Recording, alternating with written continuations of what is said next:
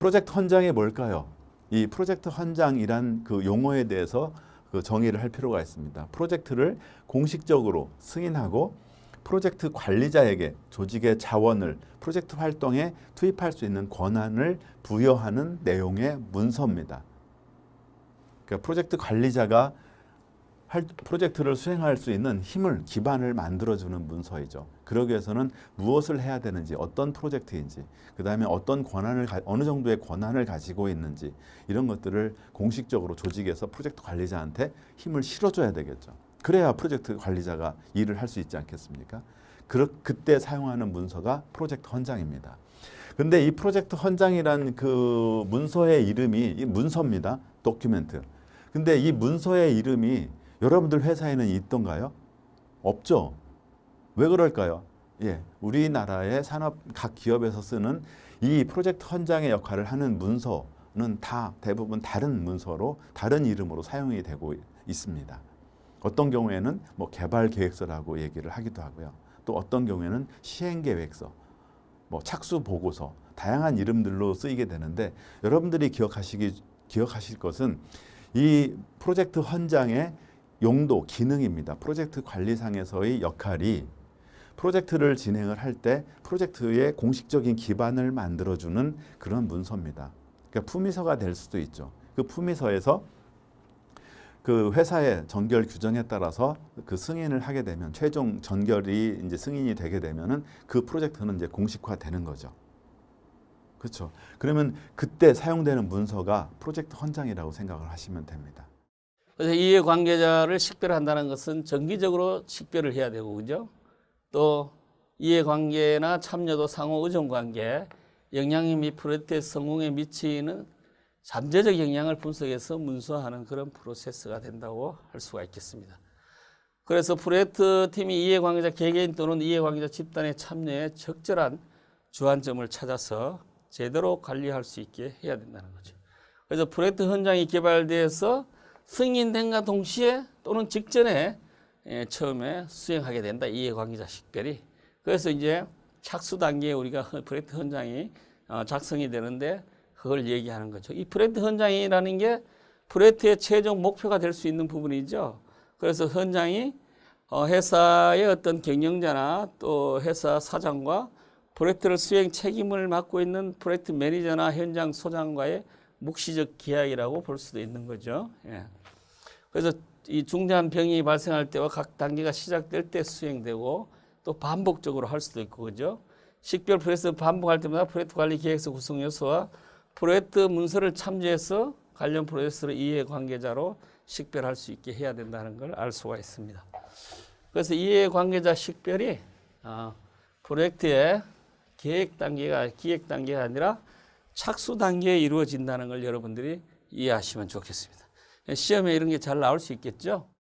자, 그 다음에 이해관계자 참여 계획을 이제 수립하게 되는 거죠. 예. 식별이 됐고, 그 식별된 이해관계자들을 가지고 영향이나 분석된 걸 가지고 이제 이해관계자 참여 계획을 수립하는 거죠. 참여 계획 수립은 그 이해관계자 요구나 기대사항, 이해관계자 및 그 프로젝트에 미치는 여러 가지 잠재적인 영향을 이제 분석을 해야 되고, 그걸 바탕으로 해서 이해관계자의 참여를 위한 접근 방식을 개발하는 프로세스라고 볼 수가 있는 겁니다. 이해관계자 잘 참여를 해야 되겠죠. 그죠? 예. 그 다음에 효과적인 의사소통을 위해서 실행 계획을 여러 가지를 제시할 수도 있고요. 또 생애주기 초기에 개발된다는 거, 이걸 여러분들이 꼭 이해하시기 바랍니다. 그죠? 그 다음에 이해관계자 공동체가 변경됨에 따라서 정기적으로 검토 업데이팅이 돼야 된다.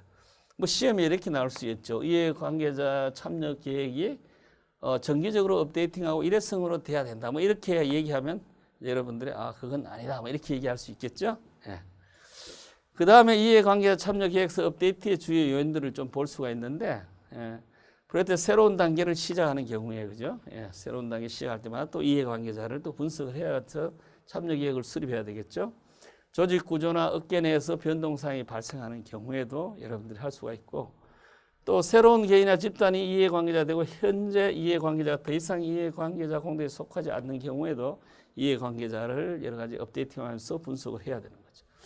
그다음에 프로젝트의 성공에 기하는 특정 이해관계 영향력의 변동이 있는 경우에 변동이 있을 수 있죠. 이 담당자가 바뀌거나 여러 가지 또 주주가 바뀌거나 그죠? 또 프로젝트 주요 팀 리더가 바뀌거나 이런 경우 또 변경 관리, 리스크 관리 또는 이슈 관리와 같은 다른 프로젝트 프로세스 영역의 산출물로 인해서 이해관 참여 전략을 검토해야 되는 경우에 설계업체가 또 바뀌기도 하고 그죠? 또 하다 보면 어떤 협력업체는 아예 회사가 어려워서 참여를 중간에 계약 해지해서 못하게 되는 경우도 있고 이런 것들을 전체적으로 쭉 관리를 해나가야 된다는 걸 알 수가 있습니다. 그래서 이해관계자 관리를 체계적으로 이렇게 하게 되면 전체를 이제 시리얼로 쭉 관리할 수 있게 되는 거죠. 실제로 프로젝트를 진행하는 프로젝트 관리자 입장에서는 예. 관리해야 될 이해관계자가 어디까지인지 예. 아까 말씀하신 그런 대자연이나 이런 것들은 예. 이제 PM복에서 얘기하는 그 기업 환경 요인에 속한다고 얘기를 할 수가 있습니다. 예. 그런 부분은 기업 환경 요인에 의해서 뭐 자연 재해라든지 자연 어떤 여러 가지 기상 현황이라든지 이런 예. 것들은 환경 요인이지 이해관계자라고는 또 따로 이렇게 얘기하지는 않는 것 같고요. 예. 예. 그래서 프로젝트를 할 때 이해관계자는 왜 중요할까 생각해 보면 이해관계자가 결국 프로젝트 진행 과정이나 결과에 영향을 주거나 받을 수 있는 개인이나 그렇죠. 사람이기 때문에 프로젝트 관리자 자체도 이해관계자라고 할 수가 있고요. 그렇죠. 그리고 프로젝트 관리팀, 그다음에 내부 예, 동료들. 그리고 포트폴리오 매니저, 프로그램 예. 매니저 또는 프로젝트 스폰서 예. 중요한 아주 가까운 이해관계자죠. 또 하나가 프로젝트 고객, 예. 뭐 고객이나 사용자들, 예. 운영자들 이런 사람들이 다 이해관계자고 또 하나는 이제 영향을 주거나 받을 수 있는 그리고 어떤 관심이 있는 그런 부분들. 그래서 대표적으로 많이 예를 듣는 사례가 KTX 경부선 고속철도 공사를 할 때 예. 중요한 이해관계자의 어떤 실력 행사로 예. 프로젝트가 상당 기간 지연되고 그렇죠. 또 그로 인해서 비용이 많이 초과됐던 뭐 그런 주민들 경우죠. 이런 사람들 다. 네, 그렇죠. 예. 그 중에 하나가 천성산 도룡뇽 기억나세요? 아, 여기 났죠. 예. 아, 거기 그분 대단했죠. 터널 예. 때문에 천성산의 습지가 말라버릴 수 있다. 그래서 예. 거기에 사는 천연 기념물인 도룡뇽이 멸종될 수도 있다. 그래서 그렇죠. 환경단체에서 이의 제기를 했고 그 중에 또 어떤 분이 단식 투쟁을 하면서 그렇죠. 엄청나게 오래 했죠. 네, 프로젝트가 1년 넘게 중단이 되고 예. 그로 인한 초과는 뭐 1조가 넘는 비용이 예. 초과 지출됐다고 얘기를 하죠. 그만큼 프로젝트에 굉장히 큰 영향을 줄 수 있는 게 이해관계자고. 예. 그래서 그런 상황들이 이제 한번 경험하고 나면 예. 그래서 그런지 프로젝트 호남선 고속철도 공사할 때는 그런 얘기가 없었어요. 아. 뭐 전혀 상황이 아닐 수도 있었겠지만 제가 볼 때는 이제 경험이 쌓였기 때문에 프로젝트 관리자가 예. 설계 도면 노선을 들고 환경단체를 찾아가서 자 우리가 이렇게 하려고 하는데 이해관계 측면에서 뭐 문제 없으시겠습니까? 예. 만약 그때 이의 제기를 한다면 여기도 그런 비슷한 상황이 있다. 그럼 어떻게 하면 될까요? 초반이니까 예. 노선을 바꾸면 되겠죠. 그렇죠. 또, 그러면 설계 비용은 좀 들어가더라도 천성산 그 앞에까지 딱 레일 깔아놓고 이제 뚫어야 되는데 반경하면은 그건 진짜 황당해지거든요. 네. 그래서 프로젝트 이해관계자는 초반에 잘 식별을 해서 그들의 요구사항이 뭔지를 반영을 하고 결국 그들의 요구사항을 충족해야 프로젝트가 끝날 수 있다. 잘 끝날 수 있다. 예. 프로젝트 관리의 정의도 그런 게 있잖아요. 예. 이해관계자, 프로젝트 요구사항이 뭔지 파악해서 그걸 충족하는 것이 프로젝트 관리라고 얘기하거든요. 예. 그러면 그런 요구사항이 결국 누구한테 나오느냐? 다 이해관계자로부터 나오기 때문에 그렇죠. 어떤 이해관계자가 있고 그 이해관계자들이 우리 프로젝트에 뭘 바라고 있는지를 아는 게 굉장히 중요한 성공의 어떤 열쇠라고 할 수가 있을 것 같습니다. 예. 그러니까 이해관계자, 저도 이제 현업에서 일을 실제 해보면 예를 들어 내부 아까 동료들 다 이해관계자죠. 그렇죠. 거기에 예. 갈등이 많이 일어날 수가 있어요. 많죠. 예, 그런 정말 것도 많죠. 다 이해관계자 관리를 잘해야 예. 되고 PM이나 팀장들이. 예.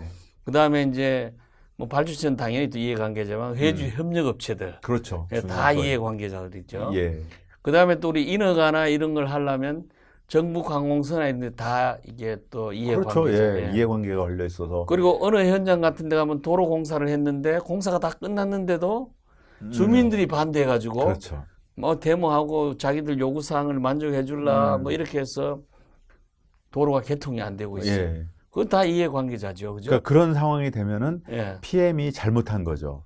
어쨌든 주민들이나 이런 사람들은 이해관계가 있기 때문에 생존이 아니면 자기 주거 환경에 영향을 줄 수 있기 때문에 그렇죠. 예. 반대를 하거나 뭔가 요구를 할 수 있는데 그런 요구를 왜 프로젝트 초반에 그런 그게 이해관계를 이제 파악해서 왜 반영하거나 좀 달래거나 예. 뭔가 만족시켜주거나 대안을 제시하거나 이런 노력을 해야 되는데 그것을 맞습니다. 게을리했다가 나중에 해결하려면 예. 상당히 고생을 하죠.